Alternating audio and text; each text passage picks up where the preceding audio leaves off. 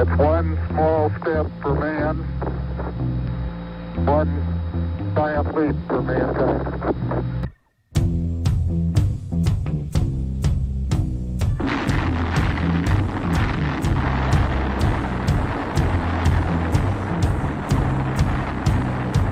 Flying down from Nova Scotia today.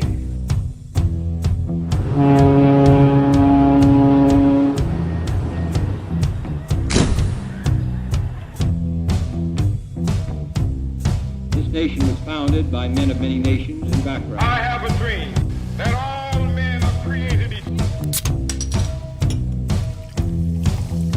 Ignition sequence start. 6, 5, 4, 3, 2, 1. We have a liftoff.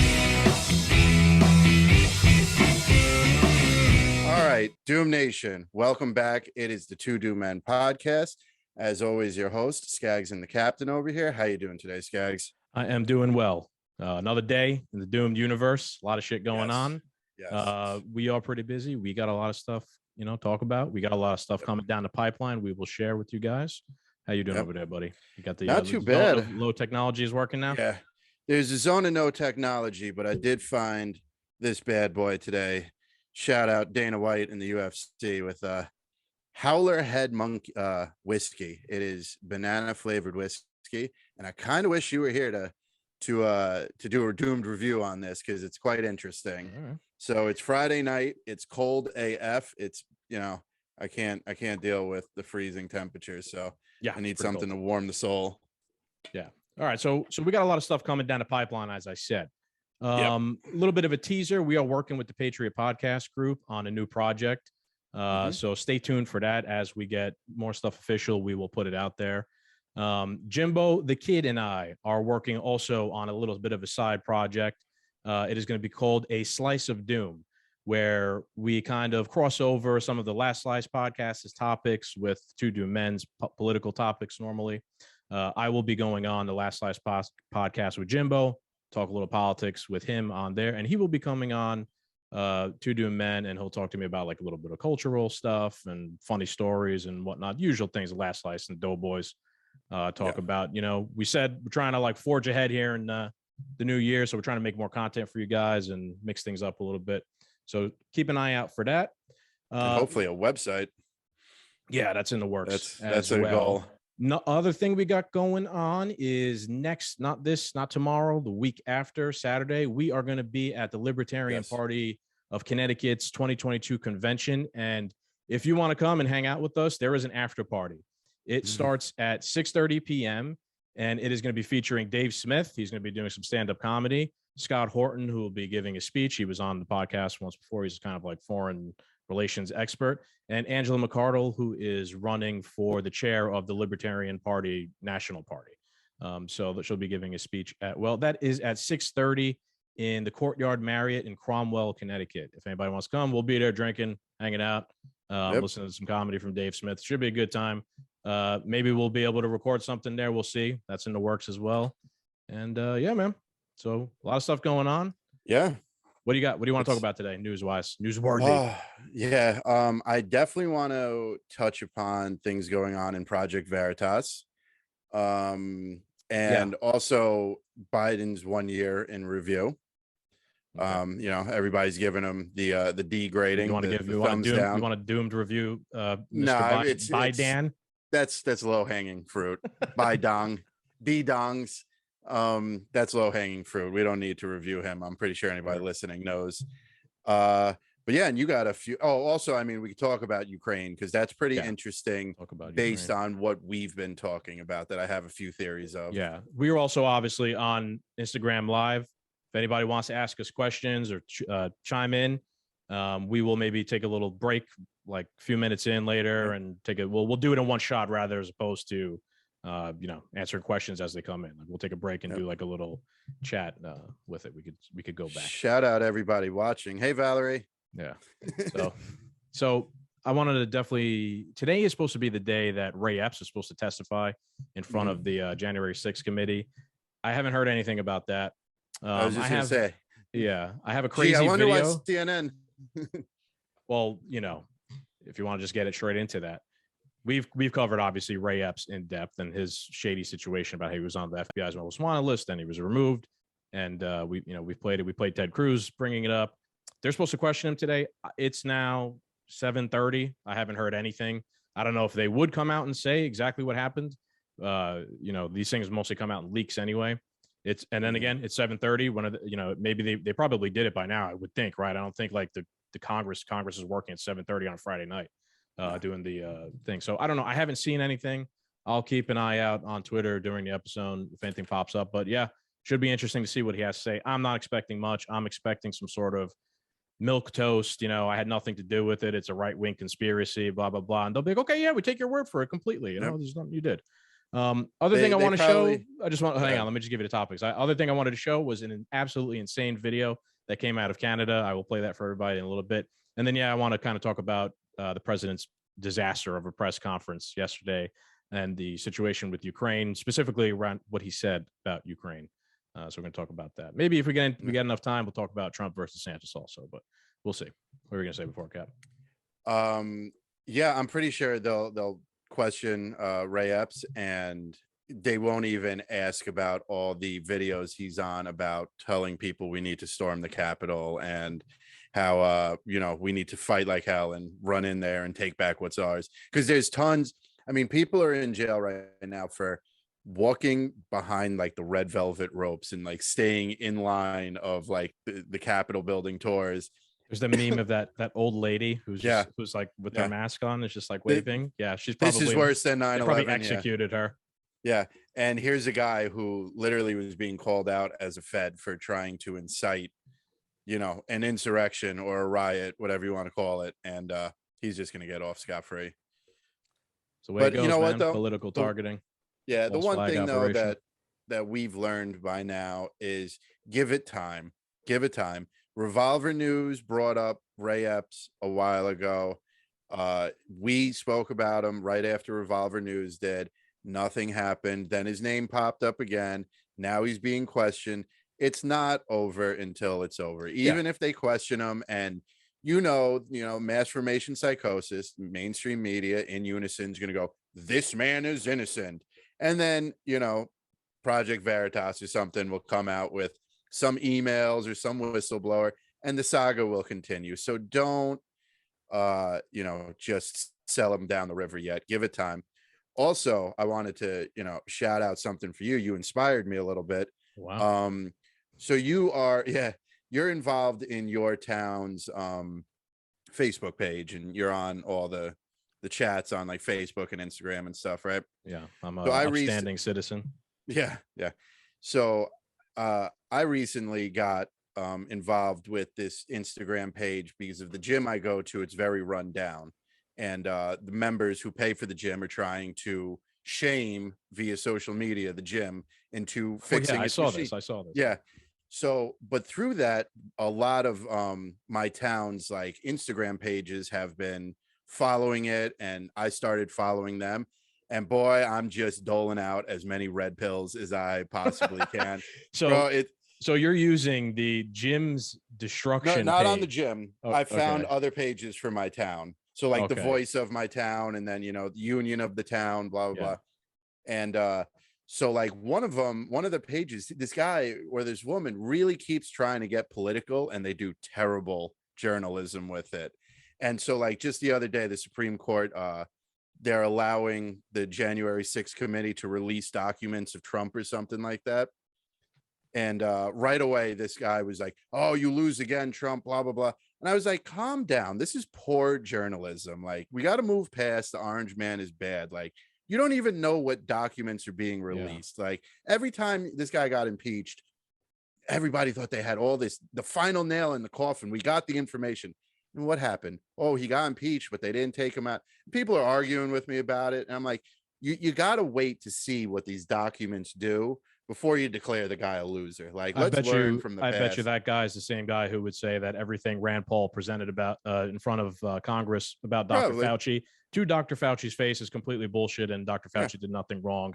Probably has a tattoo of Dr. Fauci on his arm or something like that. Yeah, I agree with you. Yeah, maybe there is something we don't know, right, about Trump or whatnot, but you got to read the shit first. You can't just people want to win and lose based off of like a headline, and headlines are the most fake shit ever, right? Thank you. How many, even if like one of these corporate press, journalists, whatever, they do an article, you could sometimes, the headline makes no sense compared to what the actual article itself. I'll give them a smidgen of credit here. Sometimes they actually write a pretty decent piece. They just write a completely bullshit headline. You have to actually get to you can actually get in there and read. And a lot of people don't do that, Yeah. So I've just been commenting the pages, and just like they were talking another one about how there's parents out there trying to end the mask mandates in the local schools around here. And like the big thing is like, what can we do? Like, what can we do? You as a parent, like you need to get involved. The more I said, peacefully speak your mind. The school and the governments don't own your children. Like, what's best for them. If you're not going to fight for your kids, who are you going to fight for? Like, get out there and make the noise. Stop being lazy and sitting on the sidelines. Yeah, you can still, there doesn't need to be a mandate. If you want to send your kid to school in a mask, go ahead. There's not going to be a mandate saying you can't send them with a mask. I wouldn't be for that either. So speaking of which, let's play this absolutely fucking insane video that I found on Twitter. If you're watching on Instagram, you will not be able to hear this. You'll have to watch the full episode later on. I will also have to translate here because this is in French. This video comes out of French Canada. Let me share the screen with you here, Cap, so you can see it. And can you see that, Cap? Yeah. Okay, so this comes out of French Canada. This is some sort of news broadcast, and they have a bunch of children on the news broadcast, and they're going to ask the children what they should do about people who are not vaccinated. I will attempt to translate again here. Like I said, these kids are about like 5 to 10. They're definitely in the single digits. So let's listen to it. So she asks them, "Are you vaccinated?" She goes, "Yes, we both have one dose. Are you in favor of a mandatory vaccine?" Yes. Wow. The whole panel agrees. Yes. What should we do with the people who don't want the vaccine? She asked the children. We should call the police, one of the kids says. Yes, everybody agrees with them. If they don't have the vaccine, it can make a lot of people in danger. So like what the government does right now, we should cut everything from them, little by little, until some of them get vaccinated. This is what the children are saying. It looks like we got a future politician here. And then it ends. It looks like we have the new Hitler Youth program going on. It's funny because the post itself says Hitler Jugend. So I'm assuming that is in German and it says Hitler Youth. But yeah, man, I mean, let's be real. What do kids know, right? Especially kids in the single digits. They only know what they're told, what they're taught. They don't have political agendas, children. They don't have medical agendas. They don't know what they're doing. But this is literal COVID regime propaganda. The French Canadian zone in Canada is the most insane with the mandates and the restrictions and threatening to arrest people. I saw some protests, and I think it was in Quebec, and the police were literally just arresting people. They have like a forced curfew at like 7 p.m. at night. So to put this on television and to think you are going to trick anybody into believing that this is real or that these kids really, I don't know, they just want to throw people in jail for not getting vaccinated, as if they haven't been told this. Maybe the kids really do believe it because this is what's been drilled in their heads by, the teacher or their parent or whatever. But this is sick, twisted shit, right? This is propaganda 101. There's a reason why the person put Hitler Jugend on it, right? Because Hitler knew back in the day, you got to get the kids, and he made the Hitler Youth program because that's how you further your dynasty. That's how you further your ideology, by capturing the youth. So it's just, they say there's no such thing as mass formation psychosis. It's a right-wing talking point, Meanwhile, you could go on the news in French Canada, and they literally have children advocating for the arrest of unvaccinated people, children that are advocating for the removal of everything, every benefit, I guess. In Canada, you get a lot of like social credit benefits. It's much more socialist. Like us, I believe they have like a Medicare for all system. Yeah. Yep. And then, that shows the danger of things like that. You have children advocating you should lose your benefits because you didn't get a shot.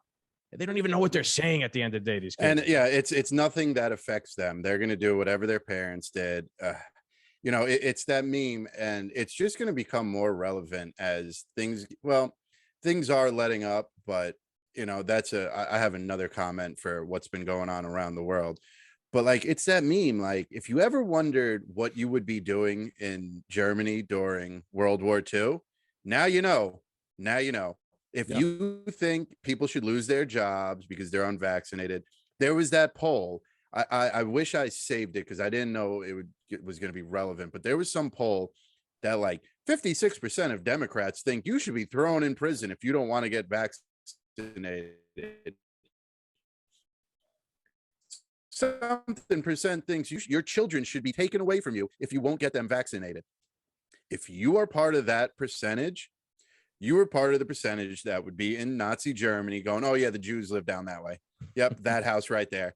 That would be your role. You wouldn't be hiding Anne Frank in your attic. Oh yeah. I think we quoted that poll in the last episode, and yeah, I mean, that's like some sick shit for people to actually feel that sort of way. But at the same time, there's the famous Joe Rogan stand-up skit where he talks about polls, and he's like, who answers polls? No. Fucking losers are the ones who answers polls, right? I got to be honest with you, as crazy as some people who are Democrats are, and who are like liberal or left-wing, whatever you want to call them, all the labels are warped anyway. I don't believe that 100%. That could be propaganda in on itself. Yeah. Where the regime is trying to convince people like, yeah, look, we have the numbers. Most of our people believe we should throw you in jail. I'm not going to say that it's not possible. Yeah, it's definitely possible, right? And the numbers definitely, I would say, are high. There definitely are a lot of people out there who are just completely terrified, right? Yeah, warped. And they'll be willing to throw someone in jail for just not doing what they want. Regarding personal medical choice. So yeah, I wouldn't be surprised.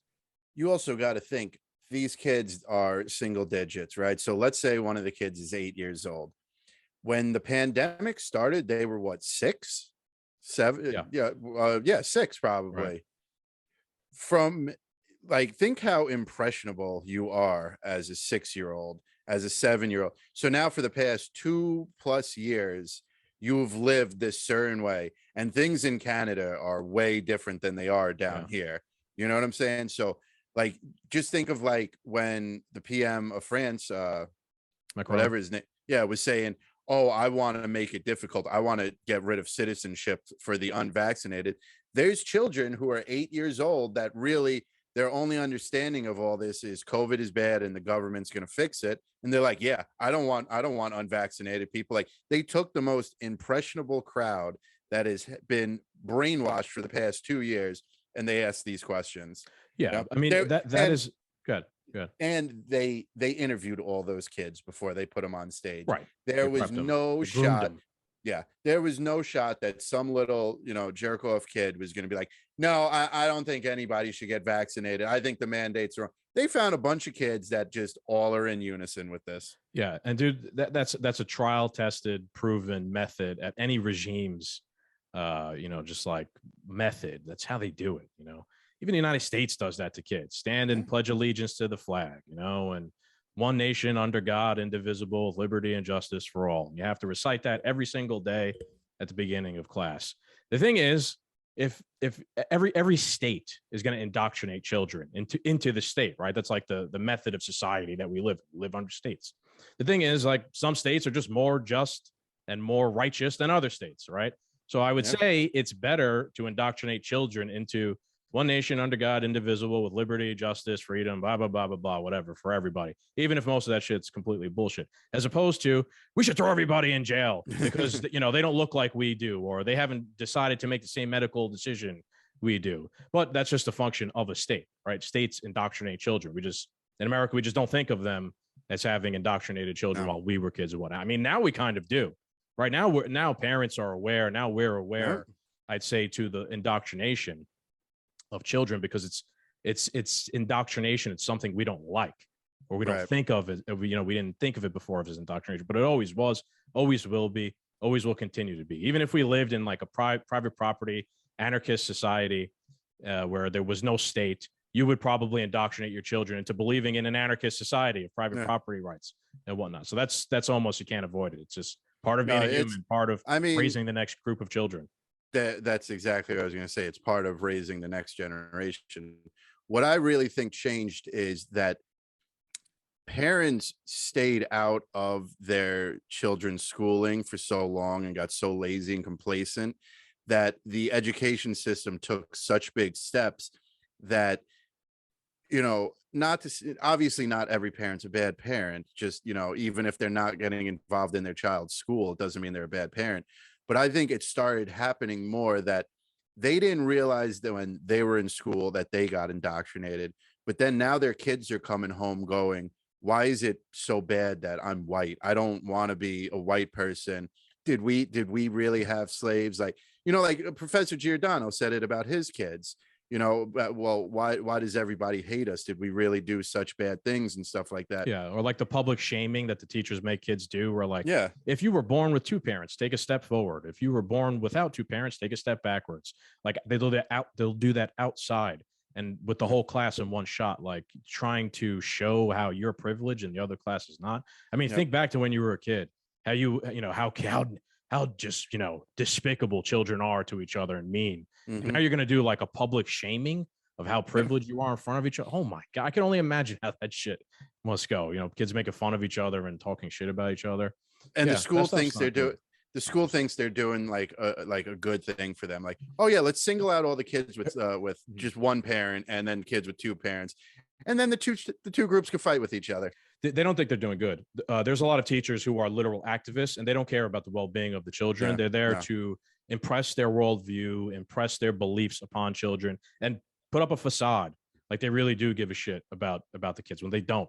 Kids are supposed to go to school to learn how to do things, not to be taught how to believe in a certain ideology. That's something that Professor Giordano has said before, right? Where he is a conservative, he teaches political science, but he doesn't like impress his ideology on the children. He will teach the left-wing point of view because that's part of learning everything. You should learn every angle. Not that he's supposed to be there and be an activist and be like, square-jawed Republican, conservative, which there should be no, you know what I mean? Like, that's not what you're supposed to teach them. You could teach them that view. We shouldn't be telling them this is what you should do. That's a big problem with critical race theory. It's being put in praxis. It's being put in action, like into books, into the math questions. And they're trying to like indoctrinate and change kids' minds as opposed to it just being, here is a theory. Now you come to your own conclusion. No, they're just brainwashing you into believing a certain ideology, which is obviously not fucking correct to begin with. It's, I have no problem with it being learned in college. You could understand theory. When you make up your own mind. Right. You could study theory and learn about it. But children being put in their fucking math problems, that's sick shit. Dude, I saw a meme today and it was a kid standing in front of a fork in the road and it said American children. And the fork to the left was this nice shiny castle and it just said literally learning math. And then the right side of the path was this haunted house. And it was like your teacher's sexual history, fake pronouns, critical race theory, math. Like math was at like, what can we like, which one should we really just be teaching our kids? How about just literally teaching them math? I don't think, are we really asking for too much? Yeah. You know what I think happened too? We were talking before about what happened and how parents noticed kids, not going to school in person and kids doing school on Zoom. Parents had to stay home and watch them, and parents sat in the background sometimes and watched what the fuck some of these teachers were telling the kids and teaching the kids. Of course, this is not every teacher. There's a million great teachers out there that are doing the right thing and whatnot, but some are not. Some are activists, like we said, right? So parents saw this shit during the pandemic and they go, what the fuck is going on? We're talking about sexuality and you're trying to like press an ideology on my children. Where is the math? Where is the history? Do you know the balls you have to sit behind a computer? Because this is, the Mike Tyson thing, or whatever it was, like sitting behind a computer is giving everybody the shield of not getting punched in the mouth. The type of balls you have to look at your students and be like, all right, we're going to start learning history. Students, tell your parents to leave the room. You have a daughter and you have a house. Could you imagine your daughter's virtual teacher is telling you what room of the house that you own you're not allowed to be in while they're teaching? Get the fuck out of here. I would leave, go get my shotgun and return in the background and clean it, in the background quietly. Of the teacher's Zoom. Of the Zoom meeting, I'm saying. Yes, that's what I would do. I saw something on Twitter the other day, and it was something that I think was NBC News tweeted, and they were saying how free speech advocates are basically saying people showing up to school board meetings and advocating for, figuring out what is being taught to their children is some sort of repression of free speech. I couldn't believe what kind of backwards. Obviously, we know the corporate press is just the enemy of the people. They're trying to now convince you that you speaking your mind is against free speech. You being interested in your children is what they're learning is against free speech, dude. I commented, I'm like, look, you fucking Marxist bastards. Like, you're not getting our kids, because that's all it is. Yeah. There is an all-out press to just indoctrinate everybody's kids into a certain way of thinking instead of teaching them how to think. They're just trying to indoctrinate them to think a certain way. Well, Rockefeller, I don't want a generation of thinkers. I want a generation of workers. Yes, definitely. Yeah. Definitely. That is a great quote. But nowadays, no one even wants to work either. At least he had half of the equation, right? Yeah, you got to work, right? I think we've said it before. If, like people just, I think, assume, especially throughout the pandemic, like people who live in cities, that meat, eggs, bread, toilet paper just magically appears on the shelves, and that there's not somebody making it, right? If the world collapsed, things are just going to appear. Like someone has to make shit in order for there to be shit. That's what the economy is. That's why the economy is fucking important. Like some people always be like, I've seen the memes of, have you ever seen the meme where there's an asteroid coming toward the Earth and it's the dinosaurs, like the asteroid that wipes out the dinosaurs? And probably. And the dinosaurs are all talking to each other, looking at the asteroid. They're like, oh no, the economy. Like they're scared the economy is. It's a left-wing meme saying like, who gives a shit about the economy when you have an asteroid coming to the Earth? Well, yeah, I mean, if there was an asteroid coming to the Earth and it was going to actually hit the Earth, then yeah, who gives a shit about the economy? But that's not the case. The case is it's a virus. And if no one does anything, if no one worries about the economy, nothing gets made. There's no food. There's no toilet paper to wipe your fucking ass with. You have to make shit for there to be shit. That's why people care about the economy, because it's important. That's how we live. That's how our society functions. That's how people survive. With the things that are going on in my life, I've been outside of the podcast. Few things are changing, but I've been getting an education into the shipping crisis and the shortages and stuff. And it was just such a horrendous idea to honestly pick and choose who was essential and non-essential, shut down the economy. Like, there's no way that economists, I believe that's what they're called. Economists, sorry. Economists who advise government officials and Congress and members of Congress. And you can even blame Trump. It's fine. I don't care. There's no way that they didn't not know the repercussions of what was going to happen. Oh, they know. 100% villain evil plan activity. They knew what type of nightmare that this was going to cause. 100%. And they did it anyway. There's the big thing that's been going around obviously lately, and it's shown how the most wealthy people in the world, their wealth has like increased, dramatically since the pandemic ended. And the well-intentioned, as I always put it, socialists, the well-intentioned left, have pointed this out and been like, look, you see, even while people suffered, capitalism has made the rich richer throughout the pandemic, right?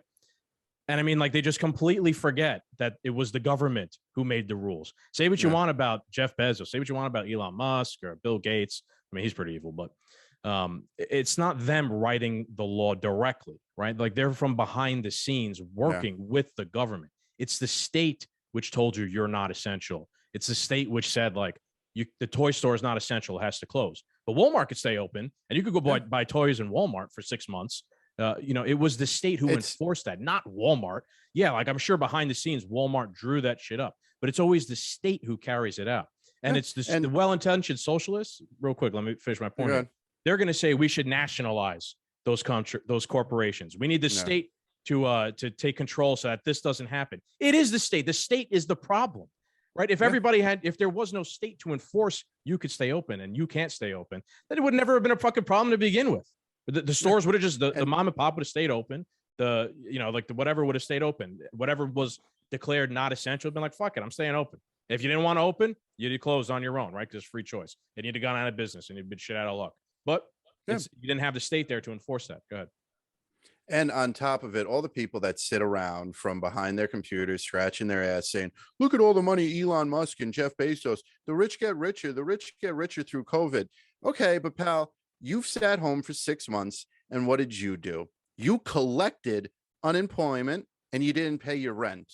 Okay. So all that money you saved from not paying your rent, and all that money you got from collecting unemployment, and you had the extra however many hundreds of dollars of COVID, and you didn't go back to work. You used that money to buy bullshit. Okay. I've been looking deep into this. There's money to be made online. There's money to be made with just your laptop and your phone. The rich got richer, but you sat there and collected unemployment instead of becoming an Amazon seller, at least trying to make some type of money. You know what I mean? Like, no, you don't have to become a businessman. I know what you're saying, but Jeff Bezos was in a position where he owns Amazon. I'm sorry, the guy owns, it's not our fault or his fault that he owns Amazon. He created this. Everything shut down and everybody turned to Amazon. You know what I mean? Like, right. Am I happy that he made all these billions? No, not at all. Do I think he's an evil guy? Slightly. He's not fully in my black book yet. But you could have sat home and you could have took a crack at it. You weren't doing anything. You weren't paying your rent. You had the extra money. You used it on bullshit instead of trying to better yourself, like Jeff Bezos did years ago when he made Amazon. Yeah, I get what you're saying. I'm not going to lay the blame that heavily, though, on like the individual, right? Because I lost my job too during the pandemic, but you're right. I didn't just sit around and do nothing. We did the podcast, right? I tried to do something in the meantime while I looked for another job. But at the same time, most people, yes, like could most people have done something? Yeah, but they shouldn't have lost their job because the government told them they were fucking non-essential. They shouldn't have been in that position to begin with. It shouldn't exist. And then on top of that, like if you're a fucking woodworker, you have no experience whatsoever in selling shit online on Amazon. You now have to just like completely change what you do. You're not like equipped to do that. Maybe you could be like me and learn how to fucking do video editing and all this other shit just by teaching yourself. But not everybody's like that. You shouldn't expect everybody to be like the state ultimately holds the blame for that. And that's just also why it's funny how the Biden administration keeps touting how they have record job growth numbers. You don't have any job growth numbers. Right. It's just the jobs coming back. I will, however, point out that Biden was not the president when the lockdowns and everything occurred. It was Trump, and it was mostly the Democrat governors who destroyed it. So I wouldn't say that Biden destroyed those jobs because he wasn't president yet. However, he's taking credit for them coming back. Meanwhile, people just going back to work because eventually, eventually people find out that bread does not just appear on the shelves, right? You have to actually do something. It might take some longer than others, but eventually people figure that out. Yeah. Oh boy, it's been a hell of a year. Where do you want to go? Why don't you tell me about Project Veritas? What did you want to talk about Project Veritas? So it's been interesting. We've been sharing it. I know you've been, following it a bit. As of recently, I think we spoke about it the last time I was earlier this month when we were together, of how Project Veritas released the letters from the Department of Defense to Dr. Fauci. So that was pretty interesting just right before he had to answer in court. And then Project Veritas, through Judicial Watch, acquired emails that Pfizer is working with Pfizer has the FBI investigating Project Veritas. Why does a private company have access to the FBI to investigate one of the few journalists out there that are making waves and making bad news and coming up, finding these stories? Because remember back in the early last year, middle of last year, Project Veritas had at least 2-3 different people from Pfizer talking about they were being secretly recorded. I don't know the legalities of all that. Oh, that's completely legal, I'm pretty sure. Yeah. Talking about how natural immunity is better than the vaccine, which YouTube, calm your ass down. The CDC just announced it too, in the most retarded word soup I've ever seen. Studies show that you are more protected with having COVID than the vaccine. But the vaccine is still the most effective way. Yeah, that is what the CDC said. That is not what Captain and I are saying. They're saying along the lines of there is such a thing as natural immunity, because that has been a ghost up until this point. It did not exist. So they finally have recognized it in words on paper on their website that it does exist. However, they do say that the vaccine is better. I'm not going to get into that because that's a black hole of nonsense. It doesn't matter. We're not doctors. So I just wanted to say that you answered your own question. You say, why would Pfizer be interested in sending the FBI over to Project Veritas, someone who's doing journalism, someone who's exposing the truth? The answer to your own question is because James O'Keefe from Project Veritas, they're one of the few, I think his book is called Muckraker, right? They're one of the few organizations raking the muck onto people, right? Doing the tough shit, the sneaky journalism, which has to be done. It's kind of shady, kind of sucks if you're in that position, if you work for Pfizer or whatever, but hey, don't be an asshole. Don't do shady shit, and it won't get exposed. And funny you bring up that book, because just last night, James O'Keefe put out on his Instagram that so the book comes out next week, I believe, and you could pre-order it now. There was a big problem of Amazon just canceling pre-orders. Oh, I believe that. Yeah. Yeah. So Amazon is in on canceling this guy's book.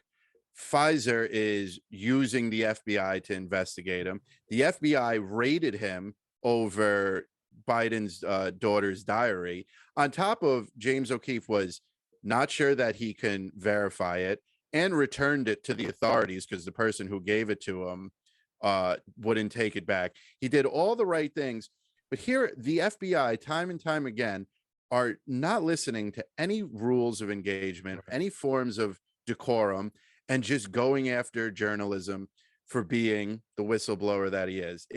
And on top of it, for everybody who's on Team Pfizer, they paid the largest criminal fine in the history of the country. Okay. Yeah, they're not good guys. Let's put it that way. Yeah. Do they create medicine? Yes, but they're not good guys at the end of the day. It shows you, right? I mean, they have become way more powerful than they ever have been. I'd say in the last 2 years, right? The pandemic has accelerated how powerful Pfizer and the other farm, they already were, right? But now they're even way more powerful to the point where they're kind of giving instruction to the FBI, possibly. That's insane to target, like political journalists or journalists. But the FBI is obviously fucking worthless. They serve no purpose anymore. They're not actually protecting the interests of people. They're protecting the interests of the regime, of corporations and whatnot. I believe Project Veritas and the New York Times are in a lawsuit against each other. Oh, Project Veritas suing everybody. Right. But, the New York Times, Project Veritas in a lawsuit against each other. The FBI, for whatever reason, again, another separate time, raided James O'Keefe's house, took some of his stuff. They leaked it to the New York Times. The FBI leaked that information to the New York Times, who is in a lawsuit against Project Veritas. I mean, they're obviously playing sides, to see who they want, which is, to defend their side, to try and push the needle on their side, saying, but this shit doesn't work, though. It really doesn't. All of us, everybody who's skeptical, everybody who's critical, all the big podcasts are on top of this shit. James O'Keefe himself is not afraid of being arrested and talking about it. So, look, man, they're losing at the end of the day. Yeah, he said it on the Tim Pool podcast with the FBI that communists they hate to be questioned and to be exposed. Like James O'Keefe, like you don't need to raid his house. Like he will work with you, because that's where he's going to win his lawsuits, through the discovery process. Because once you start going through the discovery process of the New York Times, you start finding all the bad deals and all the backdoor deals and all the shady shit they do. So it doesn't fare well for them, and it works out for him. This is why he's not afraid of it. But it's to the point where, what was Dave Smith's argument? What was it about socialism or whatever, where the government is working with the corporations? Fascism. Fascism. Not even Dave Smith's argument. It is Benito Mussolini's definition of correct. fascism is the merger between corporation and state. Yes. It's to the point I wouldn't be surprised that Pfizer and Big Farm, every seat in Congress is for sale. Whether China wants to buy, whether Russia wants to buy, I think Pfizer or Big Farm finally made enough money and they bought the Oval Office. You know what I mean? Not only that, but they bought the airwaves. Like I said, on New Year's Eve, I saw the commercials. Go watch a football game. All the commercials are Pfizer. Mhm. You know, they're influencing public policy around the world, which is interesting now that a lot, you know, the narratives have shifted and things are changing. England And- has given up the lockdowns. Yep. And so is Ireland, Ireland, the Czech Republic, I think, Czech or something. Republic, yeah, right. Yeah. A couple of countries I- have said, but I- fuck it. I have to say, this is good. It's a good news that course, the yeah. agenda is falling, but these people need to be held accountable. This, I'm sorry I messed your life up for 2 years, cannot stand. Okay. And I'm very interested to see what is going to happen if any of this starts to shift over to America, because New York's not going to drop these mandates. How are you going to drop all these mandates but keep the vaccine passport going? How is, you know, so many people are moving out of New York and California already. How is it going to be possible for anyone to stay in those states when all the surrounding states start dropping all their mandates and stuff? People are going to just flee at a higher rate. It isn't going to fare well for the state. It's going to be interesting, but the one good thing is it's going to weed out the fake people that are, I'll say, on our side, who are against the mandates, who are against, you know, all the things that have been, or against masks and all the, you know, you can't work if you're not vaccinated crap, because they see what's going on in the UK and Ireland and they're like, yes, we're winning. The fight's not over. Never is. The fight's not over. They screwed you for 2 years. We're not going back to normal. You know, they're not going to fully let us go back to normal. And even though it's going to feel normal, they still did this to you.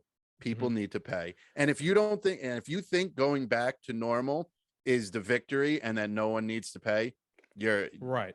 You know, could be you're laying worthless. out what the game is here, right? I'm not one of those people who believe. First of all, I don't understand the politics and the situation in every single European country. Yeah, neither right? do I. I kind of understand England a little bit. There could have the reason why they're getting rid of all the restrictions. Maybe has something to do with the fact that Boris Johnson, the prime minister, it was found out that he was throwing parties throughout the Grade A entire, fuck up. like with 70 people, the entire office throughout the opening months of the pandemic. He was throwing fucking bangers, right? And he looks like a pretty wild dude. I'd party with him. You know how English people, they could fucking drink too. That just recently came out, and he responded to it. Well, I didn't know we couldn't do that. I couldn't believe it. I couldn't believe it because like the person who made the rules said, I didn't know that I couldn't do that. I mean, actually, I do believe that because that's the way these fucking assholes work. So there could be something there about how he got completely embarrassed, right? How he didn't follow his own rules. And now he's like, okay, well, you know what? Fuck it. There are no more rules anymore. They want him Now out of office, man. And now people will forgive him, right? Or people will forget. And they'll pretend, you know, over the next couple of months, England does their elections a little bit different. Over the course of time, people will forget that he was, you know, in charge of the restrictions and lockdowns. Over here, things are different. We have our elections every 4 years or every 2 years, right? And they haven't necessarily lifted the restrictions and mandates and things like that over here, but we are seeing the narrative shift. Yeah. I'm not one of these people who believe that the election is completely rigged and there's nothing to our elections. It doesn't, it doesn't matter. It doesn't mean anything at all. They still matter. Go vote. They still mean something. Public sentiment still matters, in my opinion. I don't believe everything is rigged to the point where it doesn't matter at all. So they see the writing on the wall that they pressed way too fucking hard, and they're all going to lose. There's 28 Democrats, I think, that are retiring. 28 right? and counting. The president's poll numbers are completely in the toilet. They're below the toilet. They're in the sewer at this point. Kamala's staff is leaving. They see that shit. Right. And and the fact that they react to it as it might be slow, it might be a little bit, means that it means something. They're trying to get ahead of it, because if they slowly roll things back and they slowly admit the things that we've been saying the whole time, they could pretend like they never said the wrong shit at the beginning. They could pretend like, we had nothing to do with that. That wasn't us. I'm talking hypothetically here. if for whatever reason at some point they go, oh, the vaccine really doesn't work. Well, it's not us. We didn't make the vaccine. It was Trump who made the vaccine, right? I mean, Trump's out there all the time trying to claim credit for the vaccine and whatnot. I'm talking hypothetically. I don't really know. I'm just saying they can feel the anger, right? How many assholes like us are on podcasts screaming about this shit every week? There's like a million I think there's 9 million podcasts in the world. Great awakening. Probably like 7 million of them are angry about COVID, right? So they know they're trying to get ahead. They're trying to roll things back to get ahead, stay ahead of the ball. That's my opinion. Yep. And it's going to be a touchy situation because the establishment and the powers that be, they're going to need COVID on their side for the midterm elections, just like they needed it for the 2020 elections. I think that's the play, though, bro. I think that's why they're rolling shit back, is because they want to pretend like, oh, look, vote for us. I don't think the it's going to restrictions gain. and mandates are over. Maybe. I don't know. I could very easily see it going either way. But then, it's so weird because there's some people too that don't want things to go back to normal. Oh no, right? they don't. That's like these politicians' base, right? Their base, those sort of people. So like, they're gonna lose. I'm sorry. The midterm election is going to be a complete fucking blowout. They're gonna lose. The 28 whatever the fuck that are leaving, they're gone. Most likely, they're the lucky ones. Hopefully, some libertarians get in there. The key is to stay on top of the new people that come in, and we not replace these assholes that are leaving with rhinos or assholes, worse Democrats, or people who are neocons, warmongers. We don't need any more assholes. Hopefully, a lot of people leaving means there's a lot of good people coming in, and not just different bad people that are coming into. So pay attention to who you're voting for in the midterm election. Like, why don't you look in to who the fuck is running for office? Go look at their website. Go look on Twitter. Go look at what they've done in the past. Go look at how they voted, or what their ideas are. They could trick you. They could lie. But at least you looked into it somewhat. It's better than nothing. Yeah, I completely agree. I think it's time, I'll save it for when we, my rant for when we talk about Biden's year in review, but it's everybody needs to get voted out. Everyone. Yeah. Like I said, I still believe you got to go and vote. Don't listen to Trump. Don't listen to all the podcasters screaming about how the election's rigged. Should we look into that stuff? Yes, of course. But go and vote. Don't be fucking demoralized and don't show up, because that could be an undercover thing that they're trying to do. They don't want people to show up. Mass formation psychosis. Yes. Right.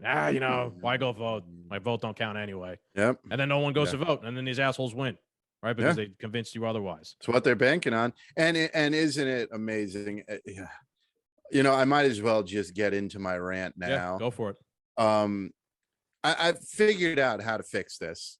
I figured out how to fix a divided nation. We have to vote everyone out. We got to put all the fighting aside. Nobody in the government or in Congress has done any good for anyone. Even if you voted for Joe Biden, and he's not doing anything good for you. There's fighting across the board.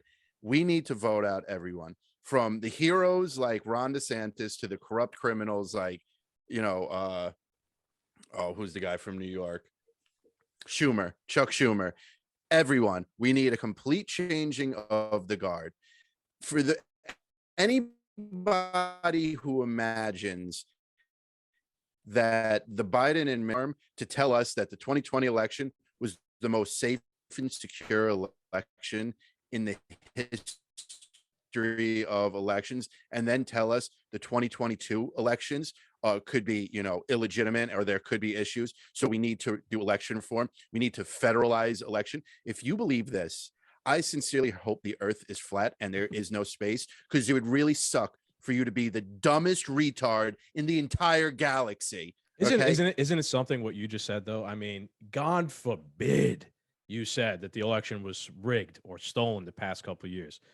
They'd hunt you down with pitchforks and fucking tomatoes, right? But now they're the ones. They're saying the elections are rigged, right? Biden himself said it's not about the votes; it's about who counts the votes. Yeah. And they're trying to spin it as voting rights.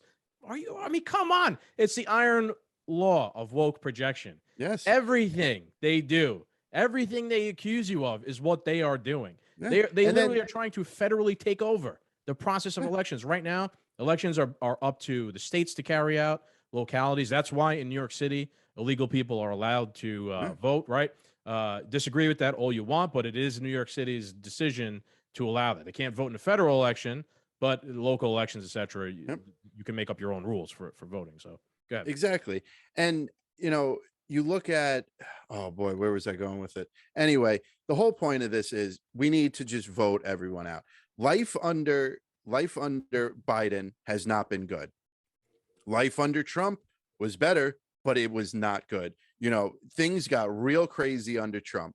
Go back even further. Life under Obama were tolerable, but the entire nation was pussified. Life under, George Bush, 9/11 happened and we kicked off a 20-year war. That is a Republican, a Democrat, a Republican, a Democrat. Both parties have not served us in our best interest. It is time to get everyone out of office and find new people to tackle these problems. When there's all new people in Congress, let's talk about Roe v. Wade. Let's talk about the Second Amendment. Let's talk about mandate. We need new people on the job. Ooh, you are spinning sunshine, rainbows, unicorns, hold hands. I and know. we'll skip down the fucking street nice and happy. You're the one that wants to see in 2022 them address the Fed. So. My friend, I'm not trying to put you down. I'm not saying I don't disagree with you. I'd like to have an open and honest conversation with the whole country, but we are closer to secession than we are to whatever the fuck rosy picture you just tried to paint. Oh, I know. I know. But just what it's gone. It's these people just don't have our best interest, and they never will. They never have. Yeah, they never will. Right. What you're saying, people wake up to that, man. Like what you're saying doesn't work either, because that's why they're always constantly trying to divide everybody, right? Yeah. That doesn't happen.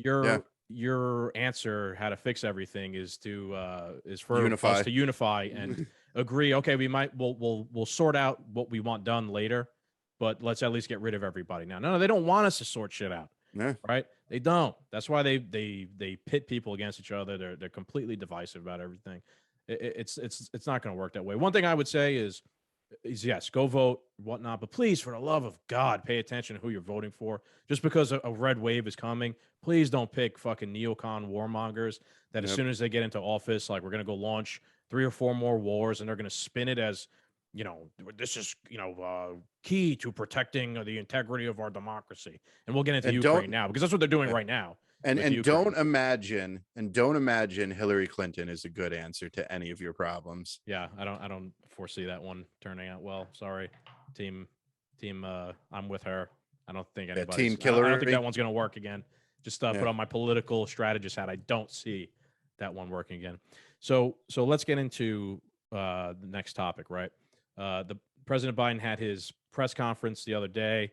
I think it was about an hour long. He very rarely takes questions from the media, and and every time he does, it's on display why he doesn't. It's go ahead. Yeah. Go ahead. So that was his team's strategy to help him get better polling numbers.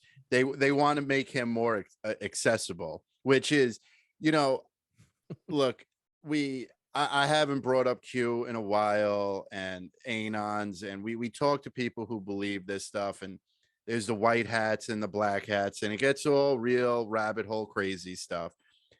But it's almost like it's true, because their idea to get Biden's poll numbers to go back up is to put him in front of the camera and make him more accessible. But whenever you put him in front of the camera to talk, his poll numbers just go down, because he can't do it, because the guy's a train wreck. Yeah, I agree. Maybe they shot him up with a whole bunch of fucking amphetamines or something, or like, get out there, Joe. Give it your best.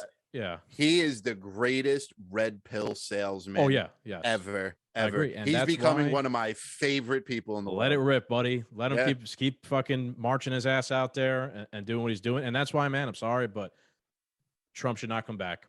Because as soon as Trump comes back, he will unify everybody on the left or the psychopaths again. Who are now the left is like shattered. They don't really, the socialists don't really like Biden. The establishment people think he's doing an awful job. He's not selling, obviously, what he's not selling what anything anybody's buying. As soon as Trump comes back, all these people now have their boogeyman, their vampire, as Michael Malice just put it again. So, in my opinion, I'm sorry, just DeSantis would be better. But going back to the president and his speech the other day, it was funny because someone did ask him about his mental acuity Yeah. during it, and he was like, "Why do you think people keep questioning your, like if you're all there?"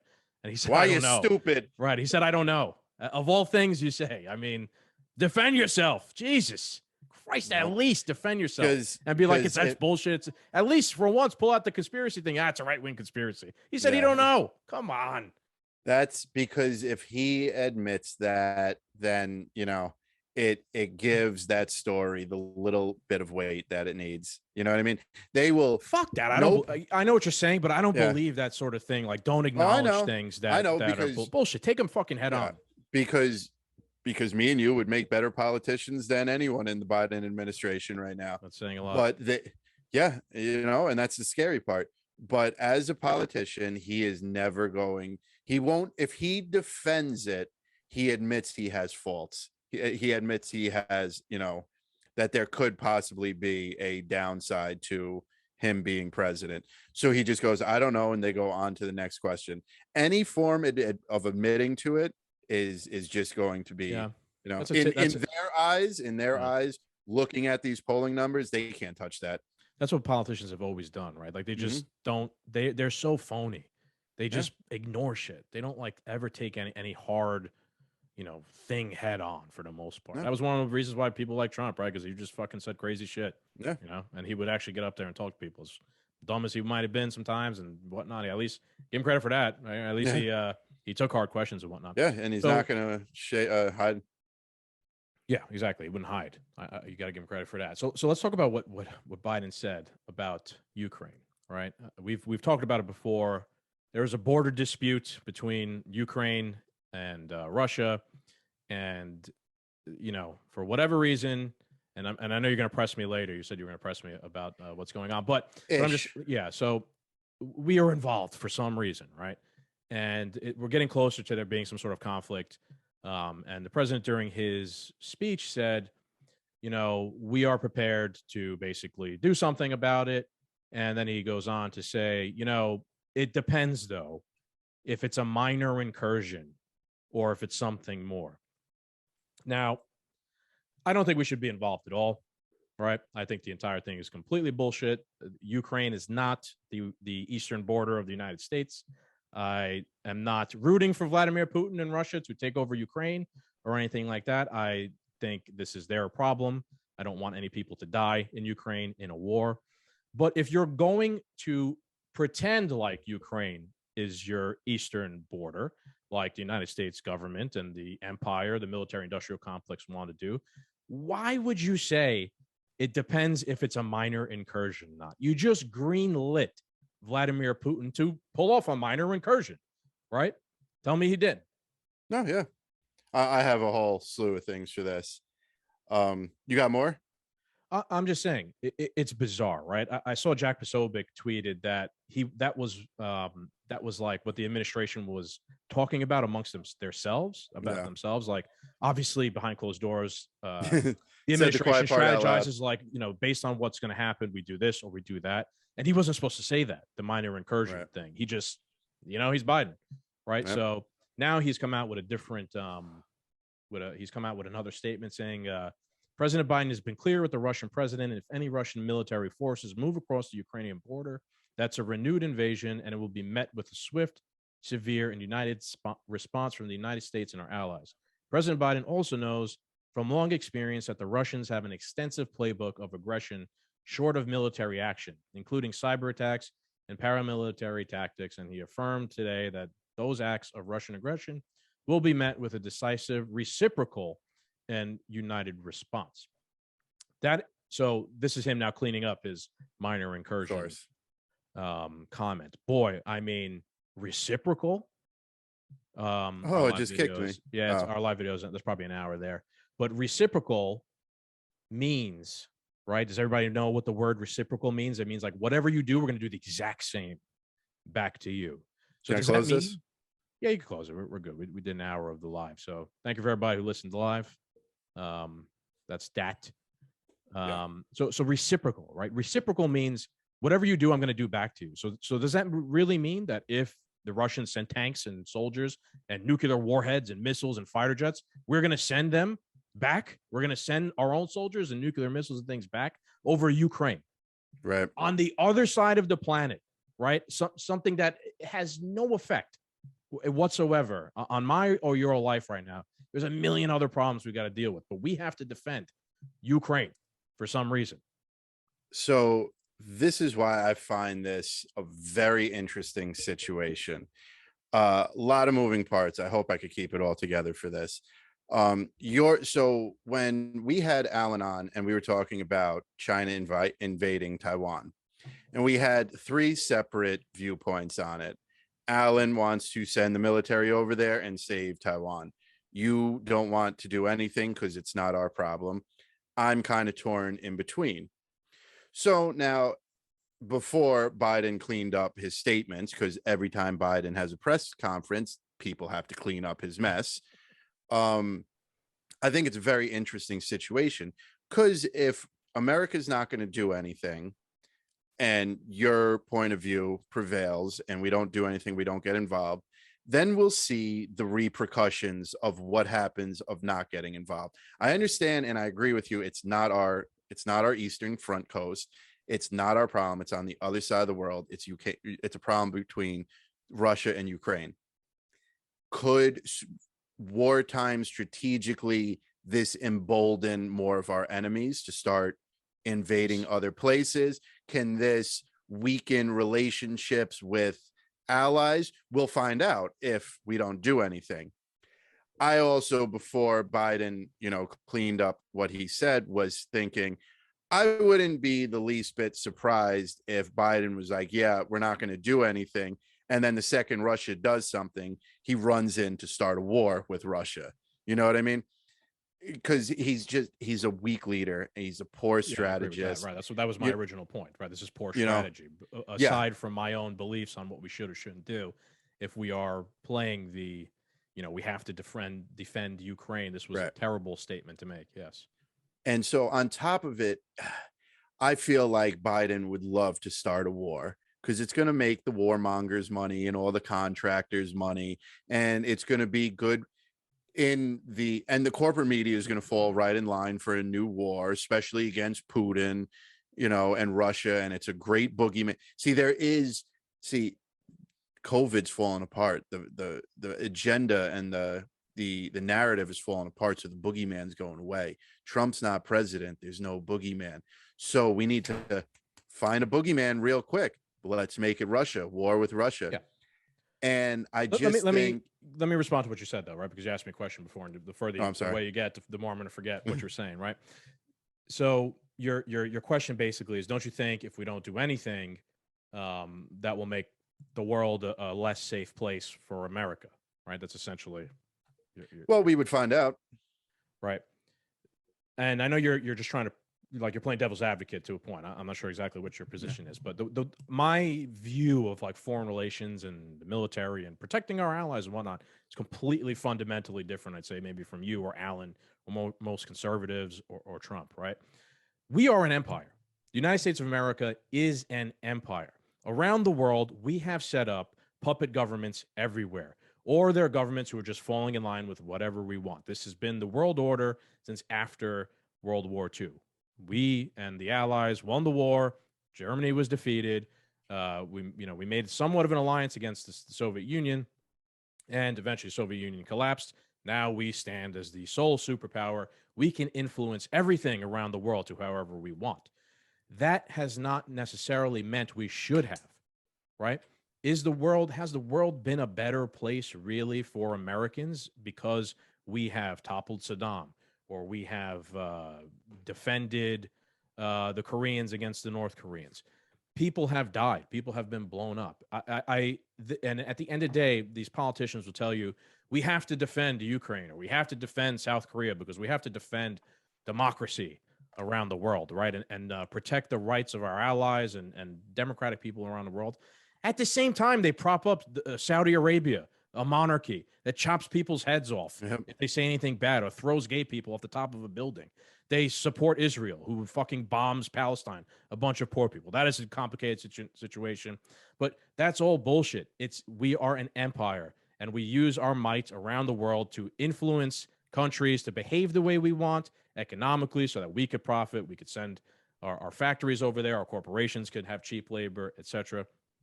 So I don't think we should be an empire. I think we should be the fucking beacon on the hill, right?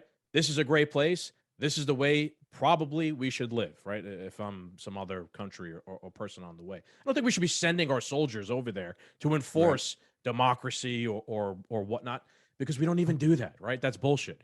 We just put people in power who are going to do what we want to do economically most of the time.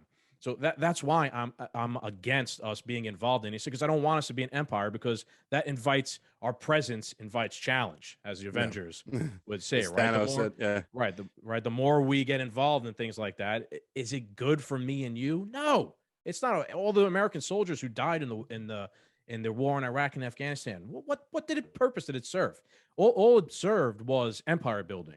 Halliburton, the corporations making money and whatnot. And anybody who tells you, I'm sorry, anybody who tells you we have to defend Taiwan because, America will be less safe if Taiwan falls to the Chinese Communist Party. Think about what you're saying logically. I feel bad for people in Taiwan if they're taken over by the Chinese Communist Party. Do I live in Taiwan? Right? Nope. Is the Chinese military going to send I said this a million times. Are they going to send an invasion force across the Pacific Ocean into America? No, it's impossible. We would nuke them before they did that. And even if they did land on the West Coast, we have the most guns of any country in the world. We could defend ourselves. The Japanese knew this back in World War II. It's warmongering. It's just they're justifying the expansion of this empire, this economic empire, where we force people to do what we want so that our corporations will benefit. There's a reason why the whole world goes based off the American dollar, right? Yeah. And I don't disagree with what you're saying. I'm just saying that type of change in mentality possibly could eventually trickle down till it eventually affects us. I don't know how. It's affecting us right now, though. Yes, right. Right. Yeah. See, this is. I understand what you're doing, playing devil's advocate, right? But this is bullshit logic, because this is what neocons do. Oh, if we don't do something, it's going to affect us, right? If we don't go over there and fight Hitler now, Hitler will come later and invade us across the pond. Well, yeah, no, but if we go and fight him now, then we're fucking fighting him now. Yeah. It's the same thing. You're putting yourself in danger now for not later. How about we stop antagonizing everybody, and then you deal from a defensive position of strength? Look, I'm sorry if you're going to oppress people in Ukraine. I really am rooting for them to fight back and defend themselves and have some sort of free and open society. But I can't get involved because I got to worry about my own land that I live in, right? And that would be the America First agenda. I'm not saying the president has to be a pussy, right? And be like, we're not going to, look, peace and harmony throughout the world, and we're never going to do anything. The president should be stern in terms of like, listen, we're not going to try and like influence the way you live, and you don't try and influence the way we live, and, go about your business. But if you do, if you come over here and try and invade us and try and do this or try and do that, you will be met with fire and fury, as Trump said, right? Not only that, but you'll be met by the most well-armed populace in the world that are not in the military, right? Thank God we're part of that. Play to your strengths. Stop trying to influence the rest of the world. It's bullshit. It's just companies, corporations trying to make money off. There's a reason why the defense budget's like $800 billion a year, right? Because you got to stay at a perpetual state of war, line people's pockets with it. It's bullshit. It's complete bullshit. Stop falling for that. When I say think about who you're voting in next time, let's not replace these tyrannical Democrat lunatics with neocon warmongering Republicans who are, and then you might be like, I don't really care. It doesn't really affect me what's going on in Ukraine. You know what I mean? Like, you might not really care because it's not affecting you so close to home.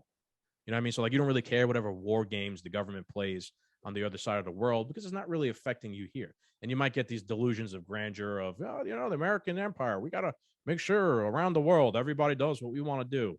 We've got to protect democracy. That's what they always say. But like I said, they're fucking. I'm glad you said that again. They're propping up kings that are committing genocide in certain countries. Those guys are not democratic. The king of fucking Saudi Arabia, he's not democratic. He's literally bombing children in Yemen.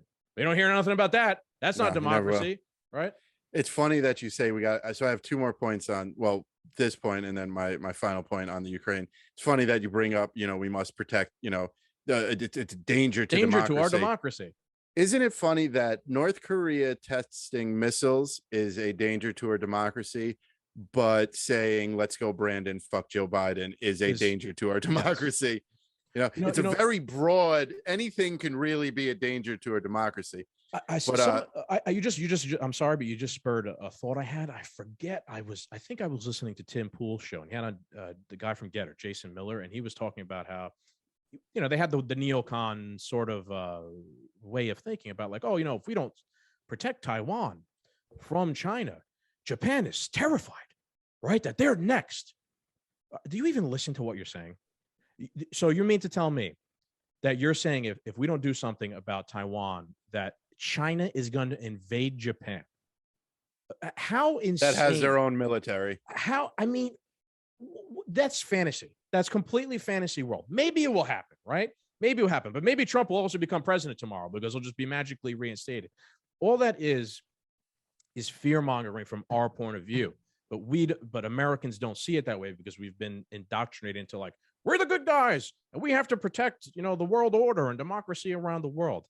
I could guarantee you China is not going to just invade Japan and start a fucking major war like that. China wants Taiwan because that used to be part of China. And that's a long-standing fucking civil war almost that's going on. That's been around for a while. I'm not saying the Chinese people or the Chinese military party is good. Obviously, we fucking hate them. But it's just they trick us into like always supporting war, always supporting further, spending more on weapons, having bases around the world. There's that fucking picture. It's like, damn, Iran, you put your country around, in the middle of all our military bases, and it shows all the bases surrounding Iran.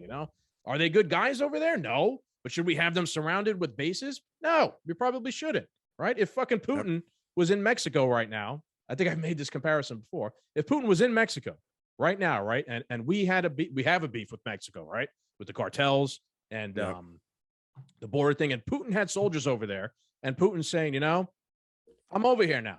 And if you send anybody over here, if you try and do anything about the cartels or you try to do anything about people crossing the border, you'll be met with reciprocal might. Holy shit, dude. We fucking launched nukes at Moscow, probably. Yep. Right. The last time, 100%. World War III. The last time that shit happened, the Soviets put missiles in Cuba. We literally blockaded the entire island with our military, and we threatened the whole world with nuclear war because we're like, no, it's amazing. You're not putting anything on our doorstep. But we could do it to him, and it's defending democracy around the world. Come on. I'm not defending him. There's a lot of bullshit. Pointing it out. It's bullshit. Sorry, that's my rant. It's all good. You got to rant every once in a while too. My last part with Biden and Ukraine. Let's not forget the history Biden and Hunter Biden both have in Ukraine. That's a good point, right? That's quid pro like the hidden point throughout this whole thing. Yes, and I'm pretty sure Biden's not too popular in Ukraine. If I'm not mistaken, during the election, he was actually being criminally investigated in Ukraine. It's in Biden's best interest to get soldiers into Ukraine to run operations against Russia when he's really just saving his own ass. Okay. The whole civil war in Kazakhstan, the whole rumor is that that's a deep state country where they get away with bloody murder and, have accounts and stuff over there. The same deal with Ukraine. Hunter Biden's tied to that big oil company in Ukraine. There's a lot of shady shit. If Russia marches in there and Putin's got special forces and people that are going to try and find that information, if they already didn't find it or have it through whatever sources, it could become a very interesting problem for Biden himself if Russia was to take over Ukraine. Yeah, right. It is interesting, right? That of all places, it's Ukraine, right? The place that Biden was and Hunter were involved in. I also don't think we should rule out the fact that like these elites, man, these presidents, they're not above like, hey, man, let's fight a proxy war against each other. Good for business, good for Putin's numbers, right? He gets to be the strong man. Good for Biden, right? We get to be strong against the Russians. And, we won't launch any nukes. We won't take it too far. We'll just fight a little, Vietnam 2.0 in Ukraine. And then, when it's over, we'll go our separate ways. It'll never You be know, over though. It'll be 20 years. I know, right? But what I'm saying is, they could just, hey, we need a little Yeah. proxy war because it's good for Why not? business. It's good for politics. It's good for the for spending dollars, right? Who knows? That's maybe But why he's inviting challenge there, right? Because Yeah, they need another war. I do Afghanistan's over. think, yeah, I do think, to your point and what you want to see happen with us not getting involved, the administration, is going to mess this up. Oh, We yeah. know it. They're We just know it. not They good at have a anything, terrible yeah. track record. And I think it's going to backfire in Biden's face, because I think he's going to mess this up in a way where his poll numbers are going to go down deeper. Like, oh, now you put us in another war. Oh, we got a shipping shortage. Oh, we got a gas crisis, a crisis at the border. More people have died of COVID under Biden's watch than when it started. We got problems with the vaccine, and now you're going to put us in war with Russia, and then we're going to go over to Taiwan. I think it's just going to damn him even more. Yeah, I think at this point there's nothing he could do to salvage Right. himself. He's done. He ain't winning Yeah. again. The Republicans are going to completely sweep midterms. The Republican is going to win the presidency in 2024. That's why matter they of want to who. get rid of the filibuster and election reform. Yeah, they're know, trying to and- change all the rules while they still have some sort of chance to do so. Thank God for Manchin and Sinema, for having And- some. I'm sure they're not good people either. But at No. least they're preventing some sort of fucking lunatic takeover. I would love to see the reaction of, like, the Republicans take the Senate and the House, and then they're like, okay, we're going to get rid of the filibuster, and just watch the left go ballistic. Or It'd be the beautiful. or the Democrats now hold up the filibuster as the tool to help stop racism and authority. After they just sold it for years as Jim Crow 2.0. That is a receipt we will hold on to, because I guarantee you something like that will because they've said that before. There's video of Schumer and Biden himself talking about how important the filibuster is. Yeah. And whatnot. These people are liars. They lie about everything. But, and racism is just a great motivator now to get people to want to get rid of something or to not get rid of something or just to do anything. It's not a racist fucking thing. It's a fucking procedural thing in the Senate that they do to stop people from passing bills. But so we'll word see. soup and uneducated people. Yeah, we'll see. Let's keep that in mind, right? If they start singing a different tune. Yeah, that'll be a good receipt. So let's end this on Biden's first year in office. What do you got? Going over that. My opinion, but I mean, there's no point in us in reviewing him or giving him a grade. But I mean, boy, is he delusional. Yeah, boy, is he delusional. He's not only delusional, but he's not effective. He won, right? Most popular president ever. If you let me put on my leftist socialist hat right now, right? He forged an alliance with Bernie and the progressives. Vote for me and I'll forgive student loan debt. I'll help push forward an agenda of Medicare for all. I will end the war in Afghanistan. I'll do this. I'll do that. The only thing he did was end the war in Afghanistan, and it was a disaster, right? He didn't forgive any student loan debt. He has not raised the minimum wage, another thing he promised to do. He's not obviously has any intention of passing Medicare for all, thank God, right? The things he has tried to do, build back better, infrastructure, etc., have all failed. He hasn't gotten anything done. Not a single major piece of legislation has passed.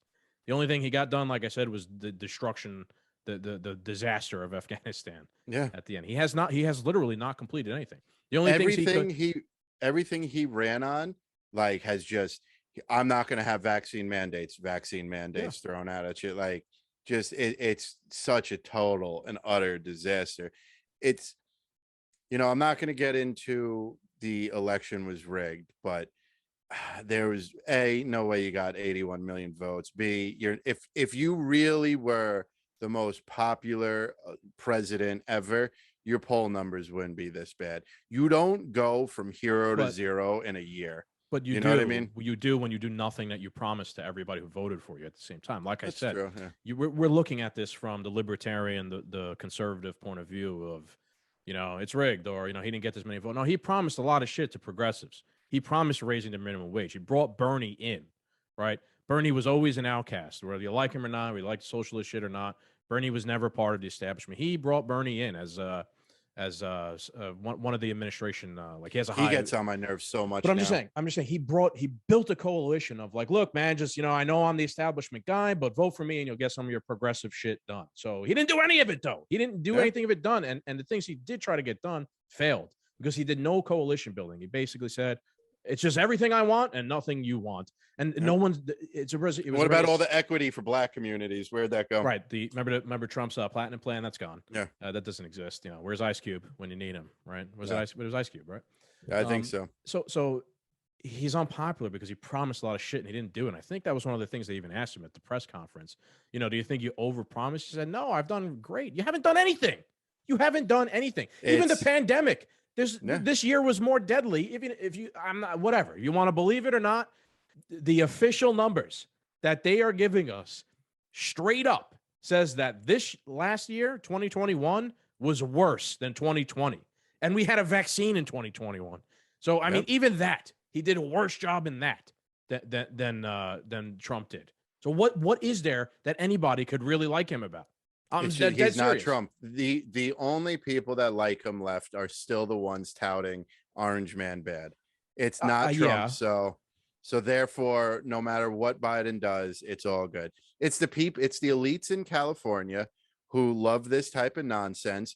But then you look at the trains that are getting robbed every day, and it looks like a war zone down there because they don't live in those neighborhoods. They don't deal with those. Yeah. The elites in New York who are living in uptown aren't taking the subway where people are getting thrown onto the tracks in front of trains and getting slashed trying to get money out of the ATM machines. It's the elites that don't see any of the repercussion of this bullshit. They're the only ones left that are like, well, he doesn't say mean things on TV, so he's Grandpa Joe. Yeah. I made $1 million today, and I drive around in a SL 550 and live in a cloud. Now, do you see my point I made before about the danger of Trump coming back? Don't give him. I didn't say I want. No, I'm just saying. I'm not saying to you specifically. I'm saying to the audience, to some of our Trump fans.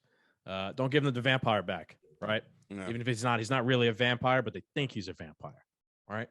Don't give these people the thing that is going to unify them and make them fight and a second wave of authoritarianism in the future because they got their fucking their delusional enemy back, their boogeyman. Yeah. There's better way to go about it. Yeah, the only way. I mean, I'm not even going to get into it. Such a hypothetical nonsense situation. Do you agree with me though that like him in reality? Do you agree that if Trump comes back, he is going to unify these lunatics again? No, because there is a percentage of the country that there's no turning back. Even if Q was true and there's military tribunals and there's video evidence and 100% solid proof of Republicans and Democrats being involved in corrupt activities, whether it's laundering money to sex trafficking children, there is a percentage of this country that no matter what comes out about their heroes, the Obamas, the Clintons, the Bidens, that they're not going to, they're going to go down with the ship. There's no turning them back. The only way, and I don't need Trump to come back. Do I think if Trump came back, there would be a lot of positive changes? Do I think he'd get a lot done? Yes. But do I think other people could do that? Yes. We just need the right person. And hopefully we find that hero sooner than later.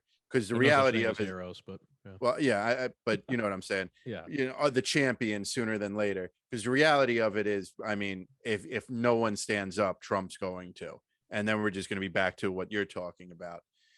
But the only way I see it really benefiting Trump is, and it becomes too much of a conspiracy at this point, is if the swamp really was drained and the veil was pulled back and everybody got to see how dirty and corrupt and wide the swamp really was, and everybody got red pilled in this one big majestic moment, or there was undeniable proof that the election was rigged, or that there's undeniable proof that the establishment released COVID on us to make things worse, that I think that would take the 85-90% of the country and put it in Trump's favor, but there's still going to be that last 10%. And then on top of it, you still have to root out the puppet masters. On top of that, you still have to root out the corporate press and all that, because without doing that, you still, if the corporate press is still being run by the puppet masters,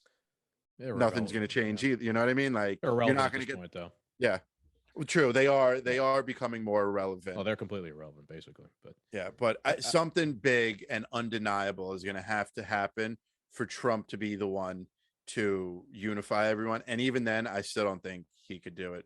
There needs to be a new champion. No one is ever going to. Trump is never going to unify everybody into liking him. I'm saying him running for president again is going to unify his enemies into hating him again. Where right now, I know his enemies and look, we could align ourselves here and say, right, like, Trump's enemies are all of our enemies. They're radical, authoritarian psychopaths, right? Just because Trump's on our side doesn't mean that he's a good guy, right? My point is that if he puts himself above fighting back against tyranny again, he's gonna. People hate him so much, they're gonna put aside how much they hate Biden and whatnot, and forget all this. They're gonna forget all this and be like, Trump's back.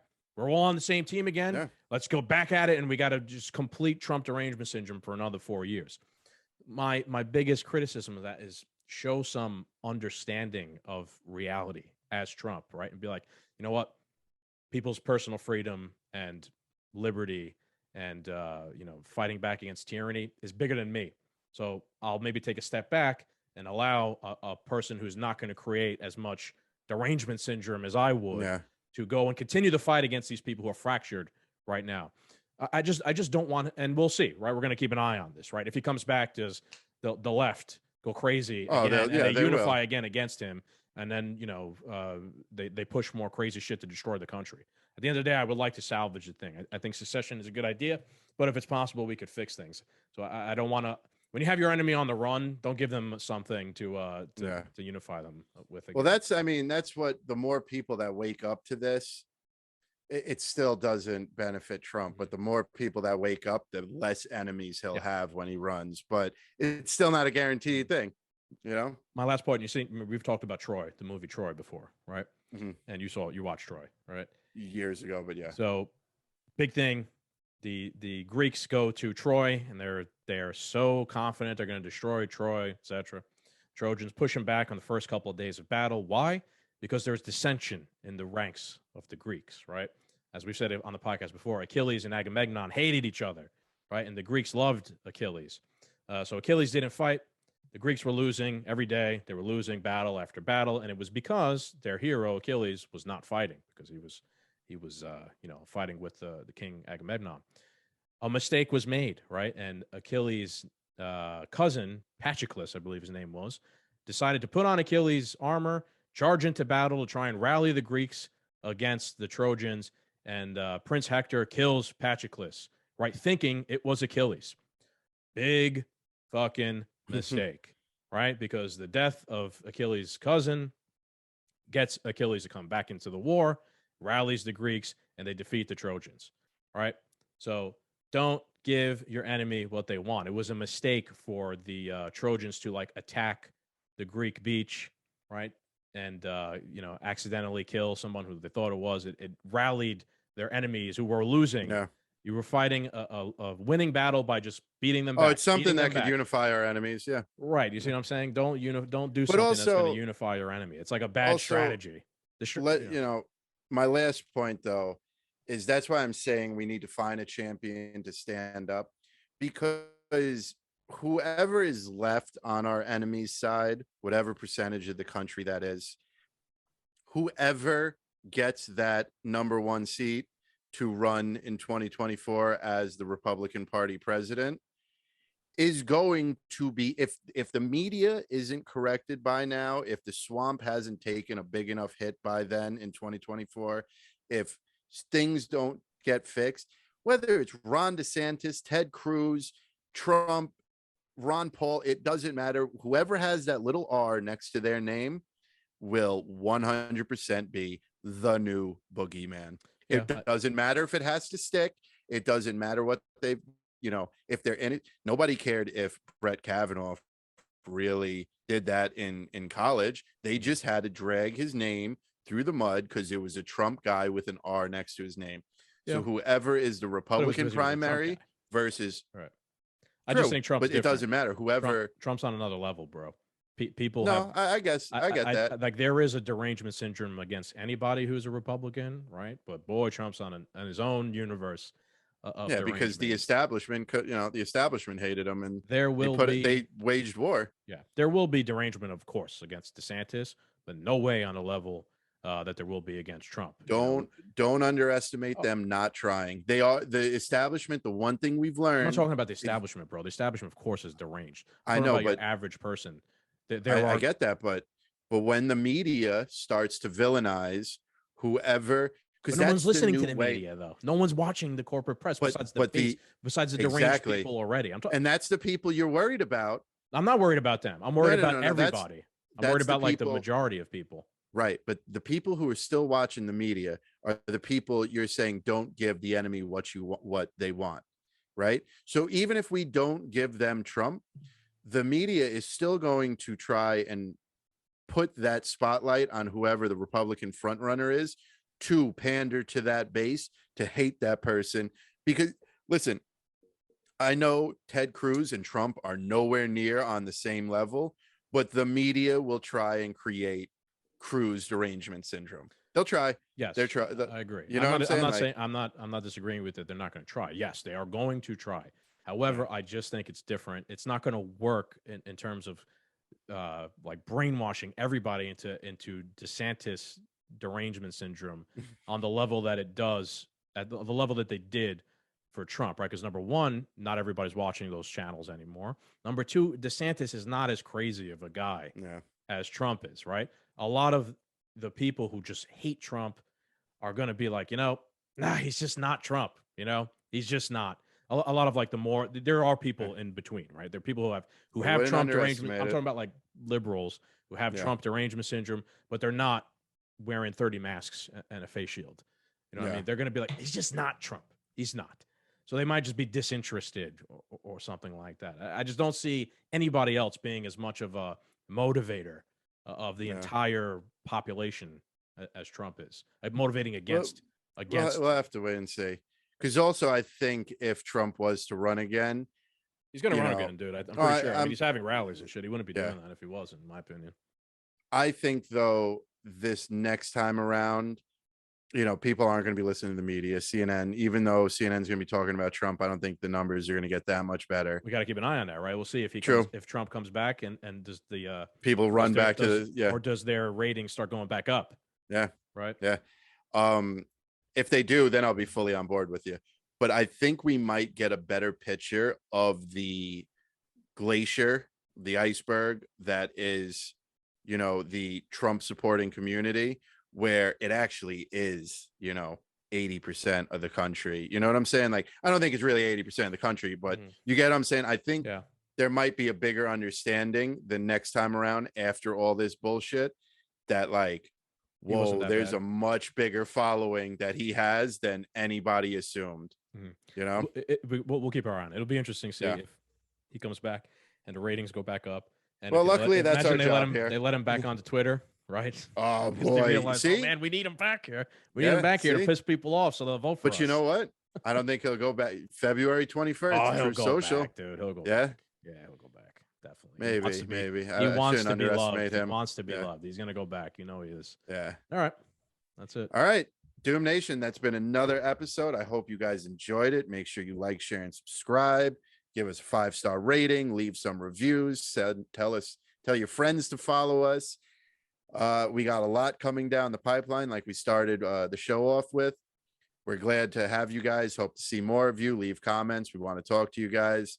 Thank you, Doom Nation. Yes, thank you to everybody who was chiming in on the Instagram Live. We did not get a chance to chime back in, but nobody really asked any questions. They just made some good statements about teachers and whatnot. So thank you for. I didn't even get to see that. Oh yeah, I saw a couple. So thank you guys for participating. We think maybe we'll do some lives more often so people could kind of just like chime in and say stuff while we record the episodes. Yeah, good idea. All right, everybody. Have a good night. Peace.